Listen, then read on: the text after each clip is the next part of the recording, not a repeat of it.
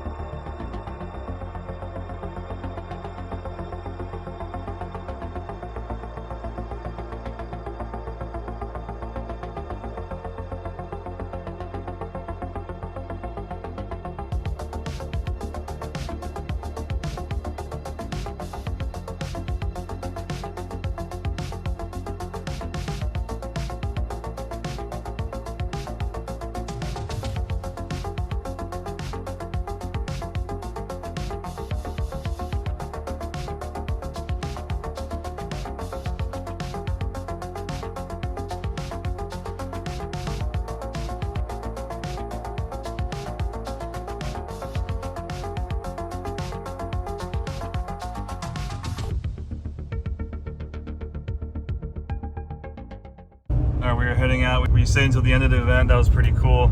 So now we're gonna go check out some cats.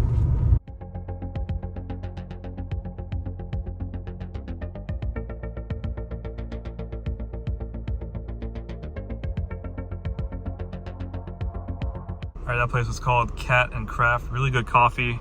Cool to see the cats. They're up for adoption. So now we're gonna go head back and meet up with Mark again.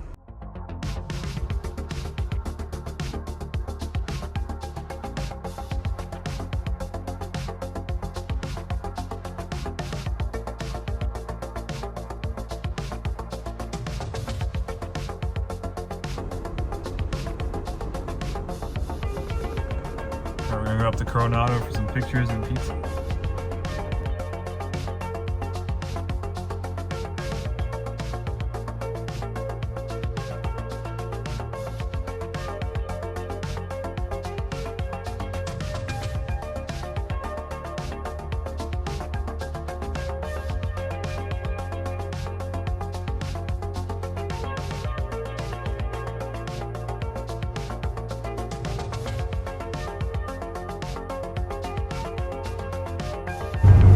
Now we're going on the bridge to Coronado Island.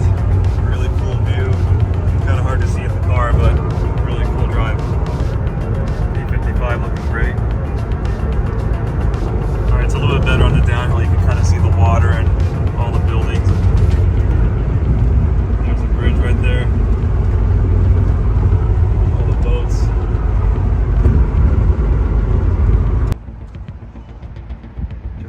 pizza here. It's really good. All right, and now we're gonna go ahead and try to catch a sunset by the beach.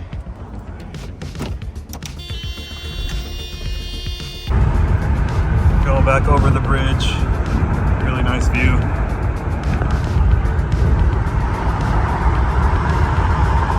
Kind of see a little bit of sunset in the rearview mirror.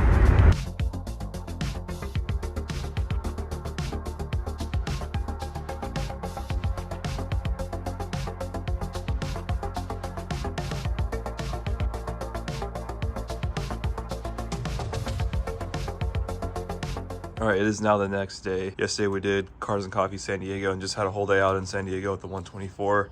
That was really fun. Today we're taking the 210 out to Sunday Steel. So 2 days back to back.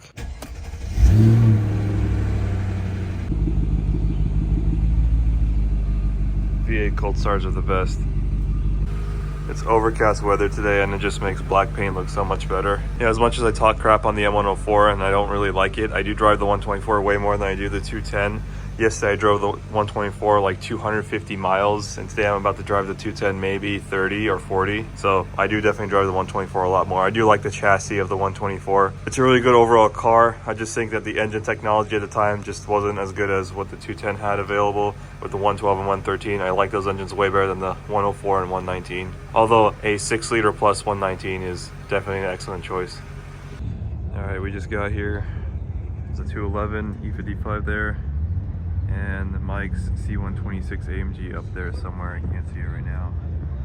But only Benz is here. Everything else is different. A lot of Porsches and BMWs. Today's 204 day. When I'm filming this, it's February 4th.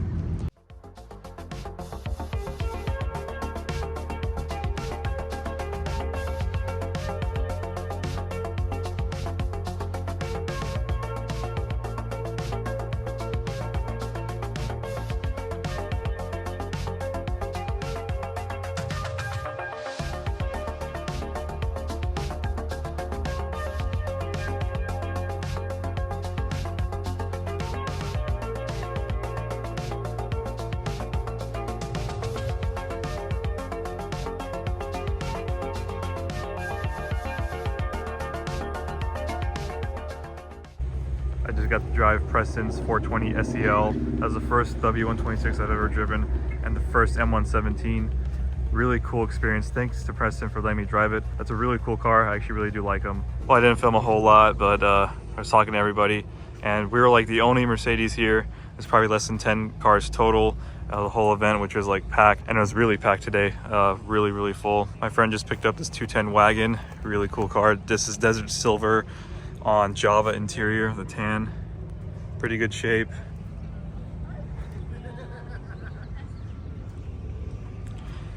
This really makes me want a wagon, seeing this wagon next to my 210. Yeah, I think it's time for me to get a wagon. I always like the 210 wagons the best. I actually think the rear end of the 210 wagon looks a little better than the sedan.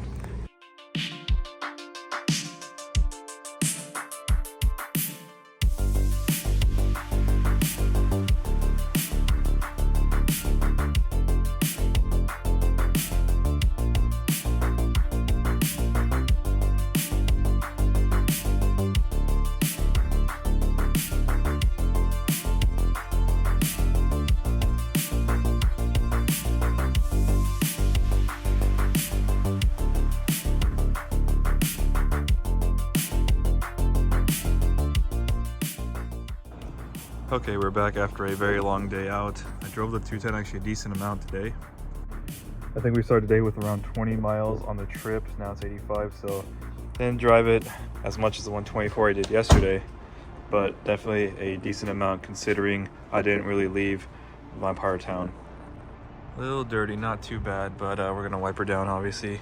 And the 124 is just extremely dirty from yesterday, all that driving. I don't think I'm gonna have enough time to wipe down this car today, so I might have to do it tomorrow, but get the 210 clean at least. All right, now it is the third day. So last night I came back, cleaned up the 210. It wasn't that dirty, but we put some miles on it, which is good. I don't get to drive this car too much.